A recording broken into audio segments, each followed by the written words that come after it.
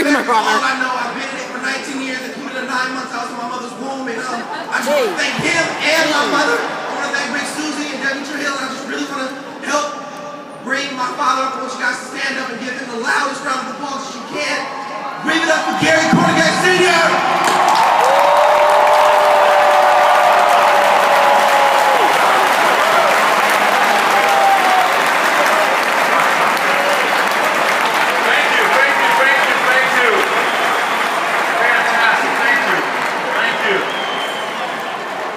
My son is so nervous. He's never spoken at I mean. This is his first time speaking at his first opportunity here. 50,000 people. But I'm so proud of him. And I want to thank you guys. I want to thank Rick and John and Glenn for all you've done to really get this company to where it is today, so we can just take it to the next level. I want to thank all of our uplines, Debbie Camille, Rick Susie, Hector, Martin, Mike Sharp, and all the great people that have been an inspiration to me and my wife Patricia over the last 25 years. I also want to thank the Kornegay hierarchy for just kicking some serious butt and getting us to the MVP position that we achieved last night here on this stage. I want to thank all of my RVPs that kick butt. I want to thank Chris Lopez. He's 20 years old. He's our youngest RVP. Been in business 1 year. And he went RVP in 1 single year. He's 20 years old. I want to thank Gina and Derek. I want to thank all of our RVPs for a fantastic job. Herman and Simone, Jackie and Gary Bain. Billy and Tanya Largebucks, thank you so much for what you've done. And my man Art and Juan Martinez, the chosen ones, you guys are the ones, the reason that we're up here. We love you so much and we really appreciate you. I want to thank my wife Patricia. I love you, honey. 25 years in this business, 30 years we've been together. I met her in high school, my 13th grade, I repeated to 12th grade. Thank God I repeated to 12th grade, so I met my wife in homeroom.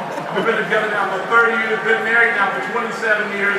We have 2 fantastic children. You met my son Gary, my beautiful daughter Chris is graduating, ready to go off to middle school. We're just so thankful to you guys, the Primericans, for helping us raise our children. You guys come up to us all the time and say, Gary, your kids are well-respected, well-spoken, just one night. But you guys helped us raise our kids. You might not think that, but you actually, my son calls everybody in this room an uncle. My son has 100,000 aunts and uncles. That's the honest to God truth. And you helped us raise our children. I think of all the great people that have inspired us over the last 20, 25 years. I come from South Central Los Angeles. That's where the cost of living goes up and the chance of living goes down. And I got involved because my cousin paid me $20 to come to a Primerica meeting. I did not want to come to a Primerica meeting. I actually liked my job. I hated to pay, but I liked my job. I was an emergency medical technician. I was saving lives in South Central Los Angeles. And there was a lot of lives to save in South Central Los Angeles in the 1980s when drugs and crack cocaine came to our neighborhood. Either everybody was either on it or they were employed by somebody in that business. My cousin Bertha came to my house and asked me to go over to a Primerica meeting. I initially told her no.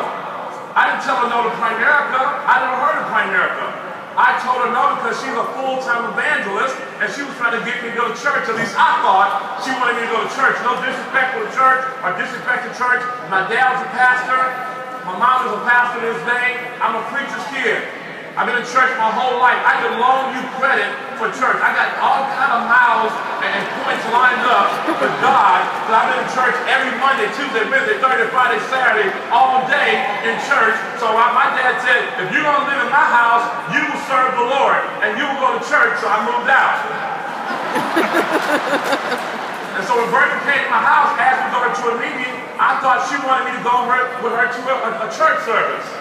And I was clubbing at that time. I was partying, I was DJing in clubs, had my regular 9-to-5 job. My wife had worked in the city. But Bertha offered me $20 to go with her to a meeting. And I needed $20 bad, so I hopped in the car with Bertha, thought I was going to church, and I ended up at an A.L. Williams meeting. And you saw Art here last night. Did Art Williams do a fantastic job last night? Well, let me tell you something. 25 years ago when I went to my first A.L. Williams meeting, the meeting went over my head. They talked about mutual funds. I never heard the word mutual funds before. Folks, I thought when they said mutual funds, I thought I was already in the mutual fund business. I was a DJ.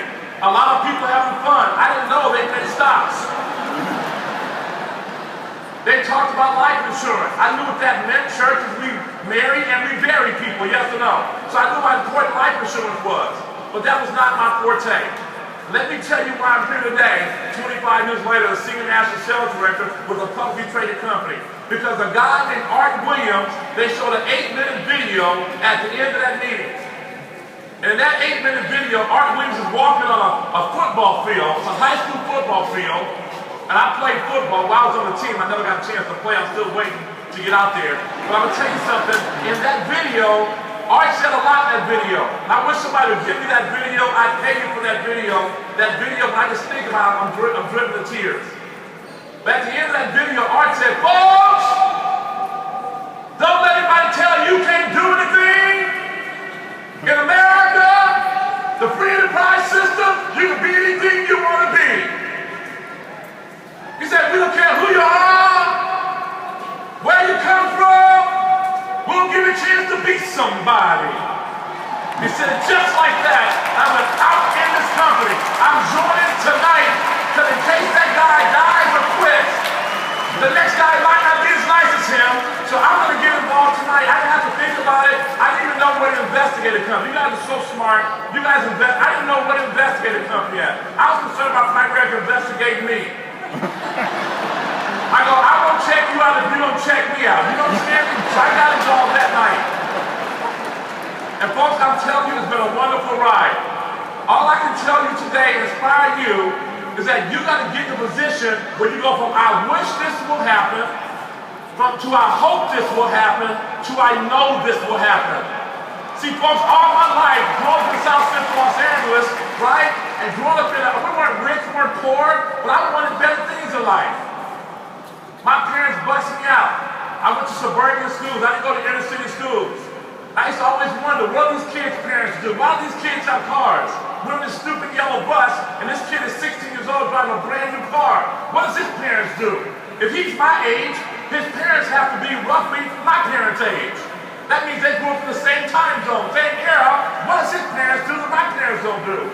Folks, I used to think rich people had meetings that broke people couldn't go to.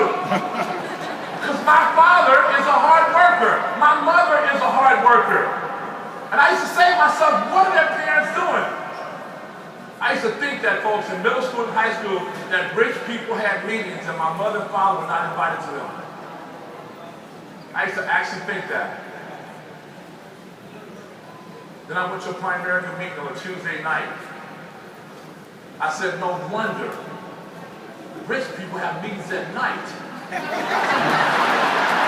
That's why you know what most people have on Tuesday night? They're in Bible study. They're having meetings on Tuesdays because they know we're in church. Seriously. When I walked in the room, I said, oh my God, this is where the rich people are. And obviously that was wrong, but I believed it. And folks, it changed my life. See, folks, my whole life I was wishing that something would come along. And I saw Primerica and I went from wishing to hoping. Man, I hope this is real. I hope they're not lying. Even if they're lying, I'm going to do it. I hope this is real, to I hope I can do this.